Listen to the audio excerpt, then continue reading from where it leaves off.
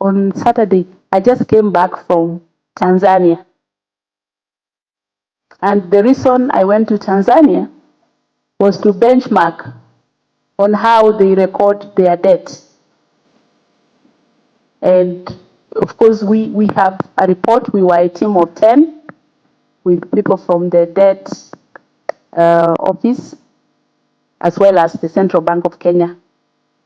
And what we saw was totally out of this world.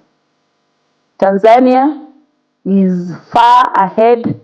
They have a debt register that is so accurate. They have unqualified audit report as a debt office.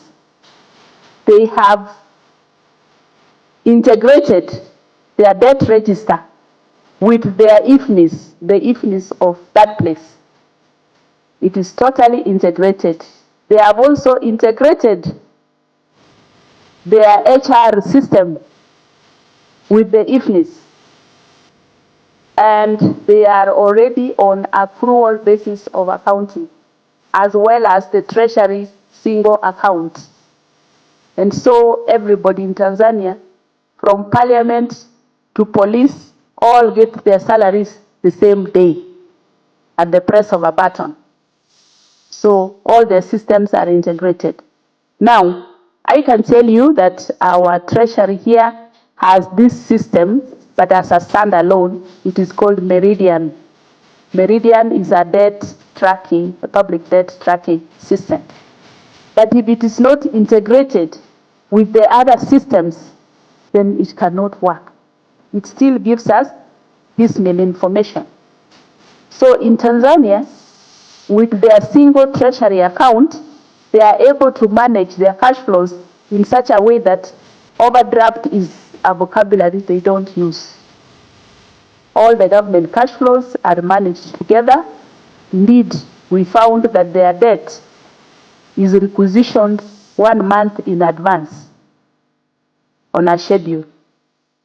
So there is a lot more that we saw in a system that works, a system that is integrated and where systems are operating. So what we found,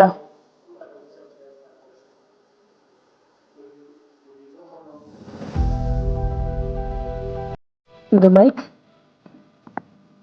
Yes, they started in 2017.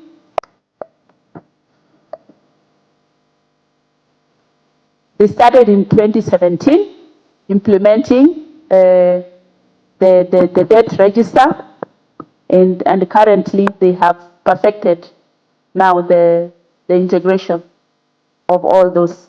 Secondly, we found that they have a debt governance system where debt is first of all assessed by a technical committee and a steering committee before being approved by the cabinet. So debt goes through 3 stages. So we found that back here, we may be signing the debt contracts before they are even read. And there they told us that getting debt is a procurement process. So they said all the lenders must make proposals, any interested lenders make proposals, and they look at the proposals to assess that the terms are favorable to us as the borrower.